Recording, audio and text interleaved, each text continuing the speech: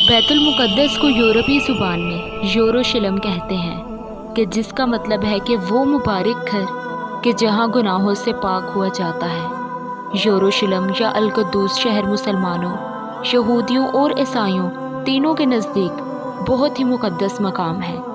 یوروشلم شہر کا تذکرہ توریت میں ان ناموں اور موضوعات کے ساتھ کیا گیا ہے: سبلم، شالم، یہودا کا شہر، خدا کا شہر، بڑے بادشاہوں کا گاؤں اور مقدس شہر۔ تاریخ کے مطابق 1012 قبل مسیح میں یہاں حضرت سلیمان علیہ السلام انہوں نے جنوں کے ذریعے ایک ہیکل تعمیر کروایا تھا۔ اسے بنی اسرائیل کے نبیوں کا قلعہ بھی قرار دیا گیا۔ ہیکل سلیمانی کی تعمیر کرنے کا مقام حضرت داؤد علیہ السلام نے منتخب کیا۔ اس ہیکل سلیمانی کی تعمیر تقریباً 7 سال میں مکمل ہوئی اور 2 لاکھ سے زائد افراد نے اس کی تعمیر میں مسلسل حصہ لیا اور مصروف رہے۔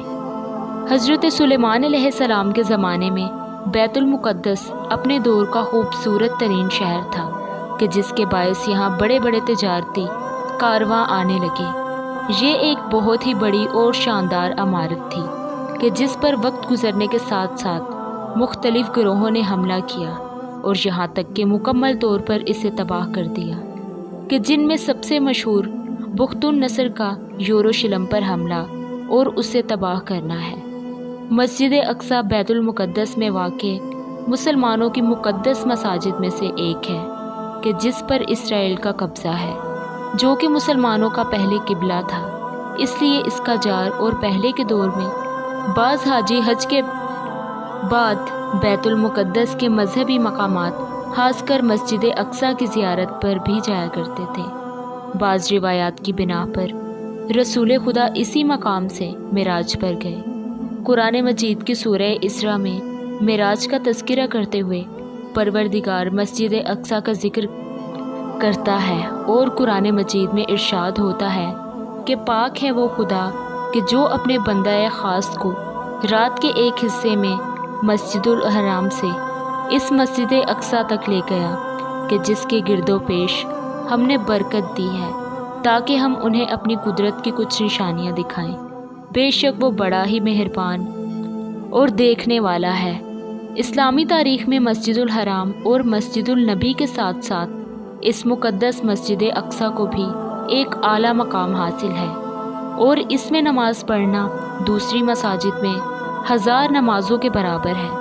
بس اسی میں 5000 نمازیوں کی گنجائش ہے، جبکہ مسجد اقصی کے صحن میں بھی ہزاروں افراد فریضہ نماز ادا کر سکتے ہیں۔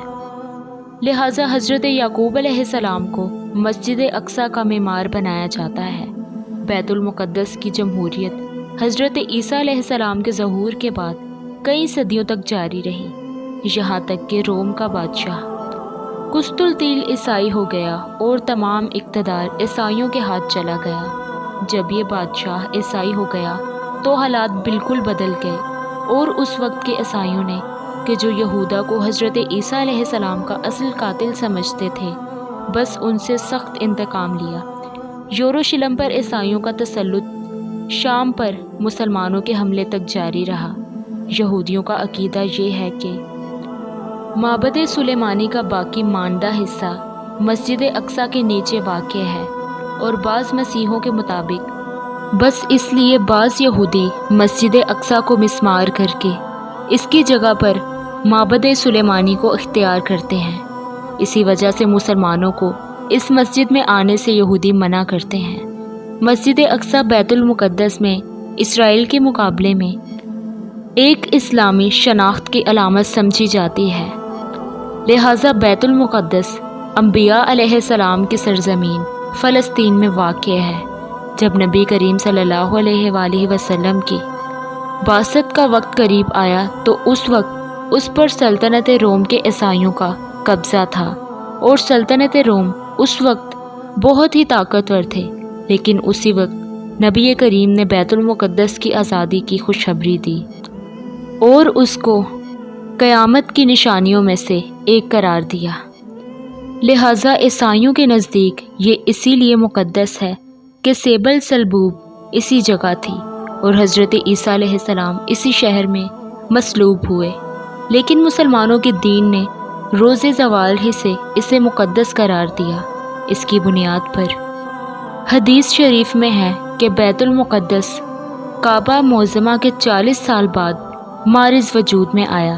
اس بنا پر دنیا کا کوئی مقام بیت المقدس سے قدیم اب تک معلوم نہیں ہوا، لیکن تاریخ میں اس قدیم دور کی داستان کے متعلق جو کچھ مواد اور جو کچھ ظلم و ستم معلوم ہوتے ہیں، لہٰذا سن 638 میں عرب مسلمانوں نے رومیوں کو عبرتناک شکست دینے کے بعد یروشلم کو فتح کیا، اور 650 تک یہ شہر امن و سکون کا گہوارہ بنا رہا۔ پھر صلیبی جنگوں کا سلسلہ شروع ہوا۔ رومن کلیساؤں اور پوری عیسائی دنیا نے فوج کی یلغار کر کے عربوں کو یہاں سے نکال دیا۔ پھر بعد میں 1517 میں عثمانی ترکوں نے اسے دوبارہ فتح کر کے اپنی حکومت قائم کر لی۔ یہ شہر دنیا کی تاریخ میں اپنے جائے وقوع کے لحاظ سے عجیب اور ڈھلوان پہاڑی پر واقع ہے۔ اس کی حیثیت ایک چھوٹے سے جزیرے کی سی ہے کہ جو جنوب مشرقی کونے کے علاوہ پہاڑیوں میں گھرا ہوا ہے، کہ جسے ایک وادی 2 حصوں میں تقسیم کرتی ہے، اور جہاں پر 2 شہر آباد ہیں۔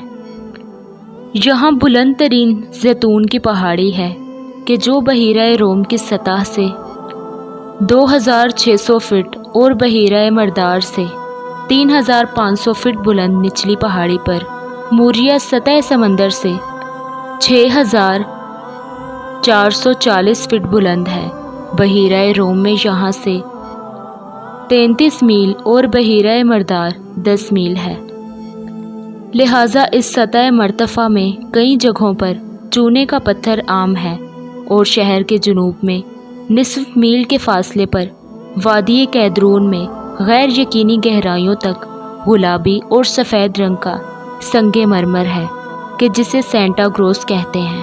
اس کے قریب نرم سفید چونے کا پتھر ہے کہ جو تقریباً 40 فٹ منائی کا ہے، لہٰذا حضرت یعقوب علیہ السلام نے بیت المقدس کے ایک مقام پر بیتیل پر ایک مذبح تعمیر کروایا۔